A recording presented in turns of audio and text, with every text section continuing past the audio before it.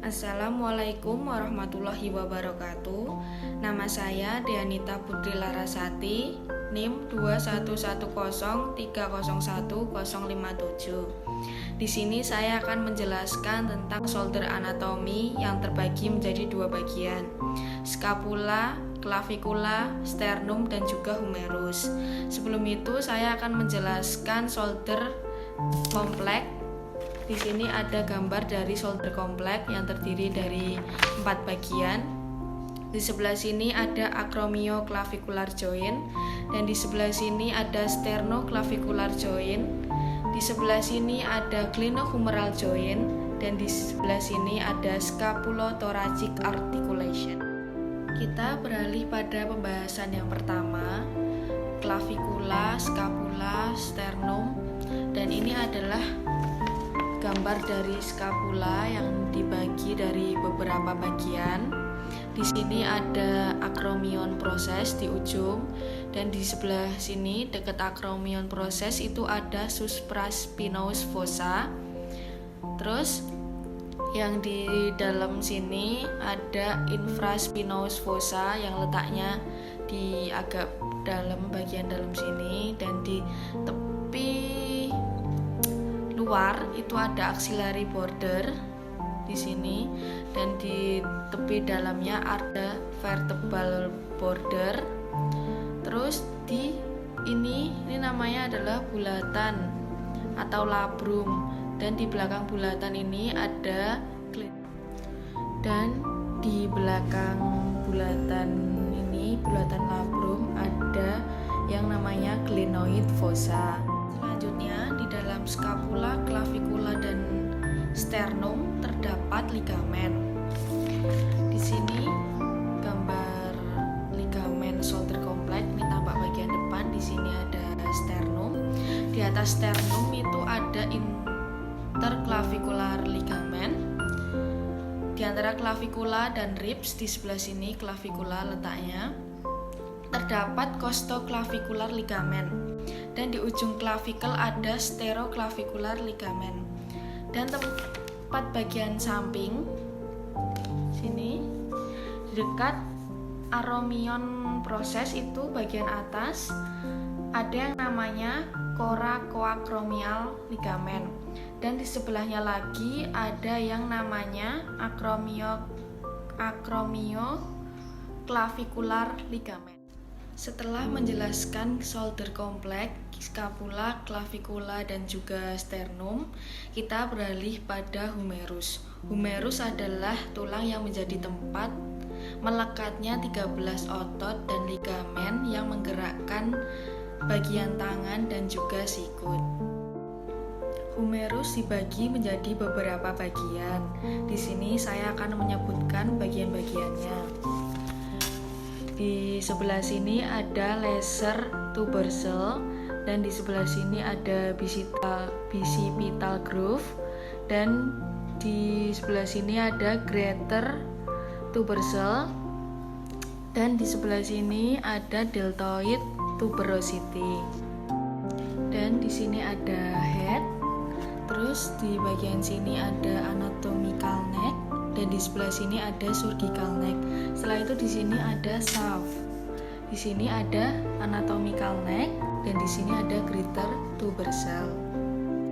Selanjutnya saya akan menjelaskan bagian-bagian dari muscle, yaitu trapezius muscle. Trapezius muscle itu dibagi menjadi 3 bagian. Yang pertama, upper trapezius muscle, berorigo pada occipital bone dan insertio acromion process. Gerakannya elevation dan upward rotation.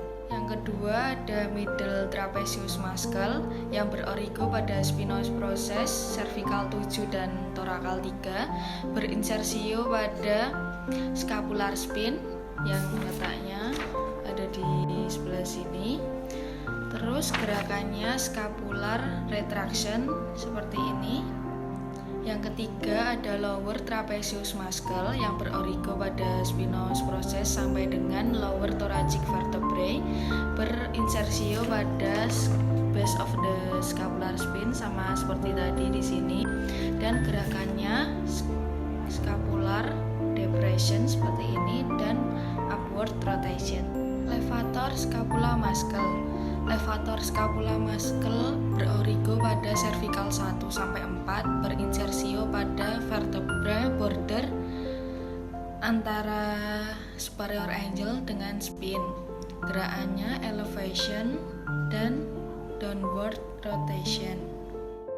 Rhomboid muscle. Rhomboid muscle berorigo pada spinous process cervical 7 thoracal 5 dan berinsersio pada vertebra border of scapula antara spine dan inferior angle. Gerakannya retraction, elevation, dan downward rotation. Serratus anterior muscle berorigo pada 8 ribs atau tulang rusuk dan berinsersio pada vertebral border sampai dengan anterior surface. Gerakannya protraction dan upward rotation.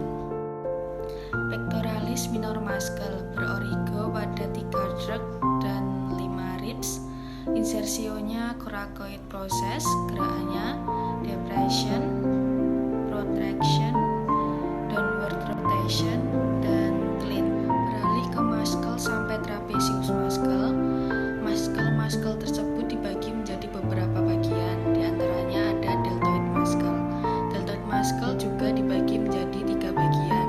Yang pertama ada anterior deltoid muscle, berorigo pada lateral clavicle 7, insersio deltoid tuberosity, dan gerakannya ada abduction seperti ini. Deltoid muscle berorigo pada lateral clavicle 7, insersio deltoid tuberosity, dan gerakannya ada abduction seperti ini, dan ada flexion seperti ini, dan medial rotation. Yang terakhir ada abduction seperti ini. Setelah itu ada middle deltoid muscle yang berorigo pada acromion process yang berada di scapula di sebelah sini, dan insersionya deltoid tuberosity. Gerakannya shoulder abduction seperti ini.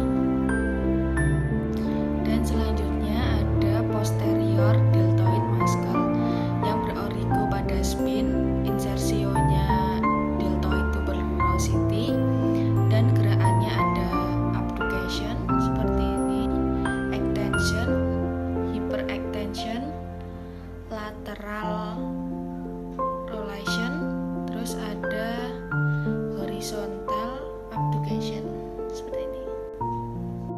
Selanjutnya pectoralis major muscle clavicular portion yang berorigo pada medial third clavicle 3 dan insersio pada bicipital groove pada humerus.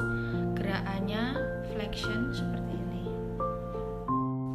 Pectoralis major muscle sternal portion yang berorigo pada sternum, costal cartilage 1 sampai 6 ribs, berinsersio pada bicipital groove humerus.